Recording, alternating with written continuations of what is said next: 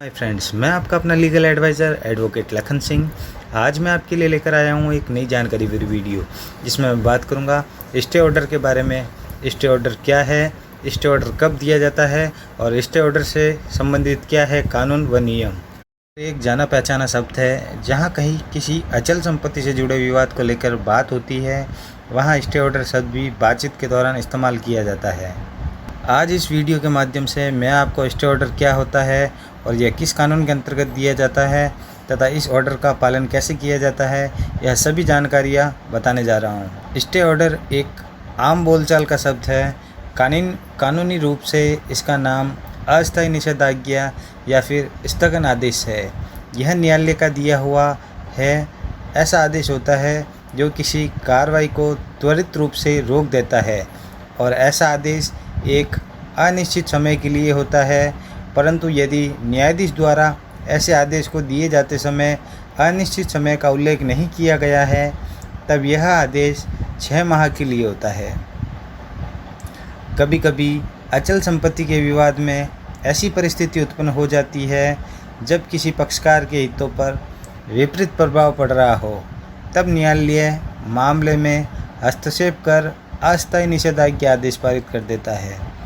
जैसे कि किसी व्यक्ति के खेत पर किसी कानूनी प्रक्रिया को बताकर कब्जा किया जा रहा है, तब वह व्यक्ति उस कब्जे के विरुद्ध प्राथमिक स्तर पर न्यायालय में कोई वाद संस्कृत करता है। ऐसे वाद को संस्कृत किए जाने के बाद यदि संबंधित पक्षकार खेत पर अवैध कब्जा करने आ खड़ा हुआ है, तब पीड़ित पक्षकार उच्चतर स्तर के न्यायालय में, जहां जिला न्यायालय और उच्च न्यायालय भी शामिल है, ऐसी अस्थायी निषेधाज्ञा के लिए परिवाद प्रस्तुत कर सकता है तथा न्यायालय से निवेदन कर सकता है कि उसके मामले में स्थगन आदेश पारित किया जाए। इस प्रकार का स्टे ऑर्डर सिविल प्रक्रिया संहिता के आदेश 39 और नियम 1 और 2 के तहत दिया जाता है। इस आदेश 39 के अंतर्गत इस बात का उल्लेख किया गया है कि यदि कोई पहले से चल रहे मुकदमे में या फिर नए लाए गए मुकदमे में ऐसी परिस्थिति उत्पन्न हो गई है, जिस व्यक्ति के पास कब्जा है उस व्यक्ति से कब्जा छीना जा रहा है, अवैध कब्जा प्राप्त किया जा रहा है या उसकी भूमि में घुसपैठ की जा रही है, तब वह व्यक्ति जिला न्यायालय और उच्च न्यायालय दोनों में ही इस प्रकार के स्टे ऑर्डर के लिए एप्लीकेशन लगा सकता है। न्यायालय इस एप्लीकेशन के प्राप्त होने पर मामले की गंभीरता को देखकर शीघ्र से शीघ्र सुनवाई करती है। यदि कोई मामला अत्यधिक गंभीर है तो उस पर जल्दी सुनवाई होती है, पर कोई मामला अधिक गंभीर नहीं है तब ऐसी सुनवाई में समय लगता है। दोनों ही पक्षकार को न्यायालय में उपस्थित होकर एक दूसरे के तथ्यों से न्यायालय को अवगत कराना होता है।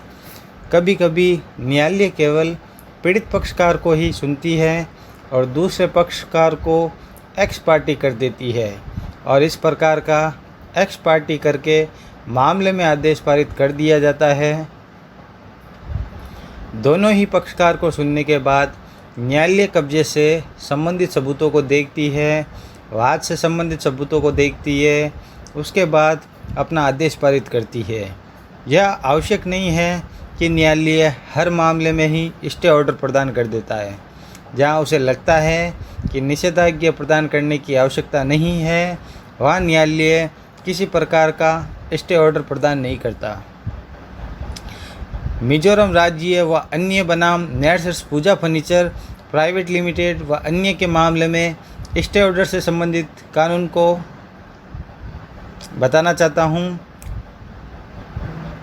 किसी भी कोर्ट को स्टे देते समय 3 पहलुओं पर विचार करना चाहिए, जैसे सुविधा संतुलन, अपूर्णीय क्षति या चोट, प्रथम दृष्टया मामला।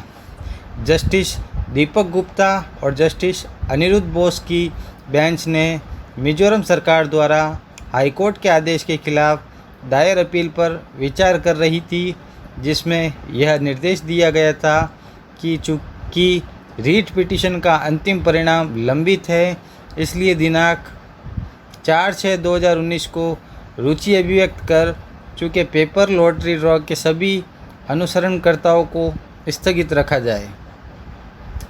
स्टे ऑर्डर लेने के लिए भी सबूत प्रस्तुत करना होते हैं और न्यायालय में यह साबित करना होता है कि यदि किसी मकान पर किसी व्यक्ति द्वारा कब्जा किया जा रहा है तो ऐसा कब्जा अवैध है और जिस व्यक्ति ने स्टे ऑर्डर के लिए निवेदन किया है उस व्यक्ति को यह साबित करना होगा कि उसके पास पूर्व से मकान पर कब्जा है और किस नाते उसका कब्जा वैध है। जैसे कि किसी व्यक्ति के पास में कब्जा किसी भी प्रकार से हो सकता है, मालिक के तौर पर कब्जा हो सकता है, किराएदार के तौर पर कब्जा हो सकता है, देख रेख के नाते कब्जा हो सकता है, पावर ऑफ अटॉर्नी के वास्ते कब्जा हो सकता है। तब उसके कब्जेदार को यह साबित करना होता है कि उसका कब्जा किस नाते और कब से उस संपत्ति पर है।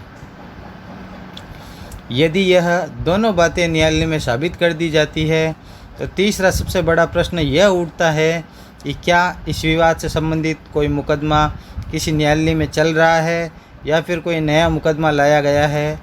इन दो ही परिस्थितियों में स्टे ऑर्डर पारित किया जाता है, जब कोई मुकदमा किसी न्यायालय में चल रहा हो या फिर कोई नया मुकदमा न्यायालय में लाया गया हो। एक उदाहरण के माध्यम से मैं आपको स्टे ऑर्डर के बारे में समझाना चाहता हूँ। जैसे किसी मंदिर की ज़मीन पर किसी पुजारी का कब्जा है, पुजारी का कब्जा पिछले 75 वर्षों से है। उस पुजारी का यह दावा है कि वह जगह मंदिर की नहीं बल्कि मंदिर की देखरेख करने के बदले किसी समय के शासक द्वारा वह ज़मीन उस पुजारी के पुरखों को दी गई थी। इस प्रकार से वह ज़मीन पुजारी के पुरखों का मेहनताना है जो उसे मंदिर की देखरेख करने के बदले में मिला है। अब यदि सरकार किसी कानून के माध्यम से मंदिर को अपने कब्जे में ले लेती है और उस जगह पर जिस जगह पर मंदिर के पुजारी का कब्जा है यह दावा करती है कि जगह भी मंदिर की है, इसलिए हम जगह पर कब्जा भी लेंगे और अपने अधिकारियों को भेजकर मंदिर की उस जगह पर भी कब्जा लेने के लिए खड़ा कर देती है। ऐसी स्थिति में पुजारी को पहले वाद संस्कृत करना होगा। यह वाद पुजारी अपने कब्जे और अपने हक के लिए प्रस्तुत करेगा। इस वाद को प्रस्तुत करने के बाद वह न्यायालय से स्टे ऑर्डर प्राप्त कर सकता है। स्टे ऑर्डर किसी भी ऐसे मामले में प्रस्तुत नहीं किया जा सकता है जो केवल स्टे ऑर्डर के लिए ही प्रस्तुत किया गया है। न्यायालय में जो मुकदमे चल रहे होते हैं उनके भीतर स्टे ऑर्डर प्रदान किया जाता है। स्टे ऑर्डर का पालन न्यायालय जब किसी मामले में स्टे ऑर्डर देता है तब इस प्रकार के ऑर्डर का पालन करना पक्षकारों पर बाध्यकारी हो जाता है। किसी भी स्थिति में ऐसे ऑर्डर का पालन करना ही होता है।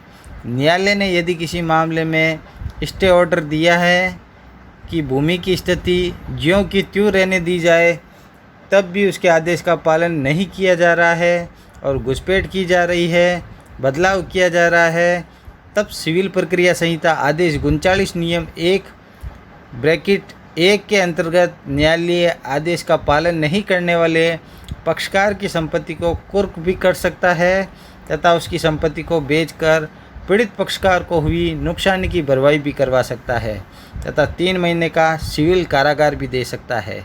तो आई होप मेरे फ्रेंड्स मेरे द्वारा दी गई ये जानकारी आपको पसंद आई होगी।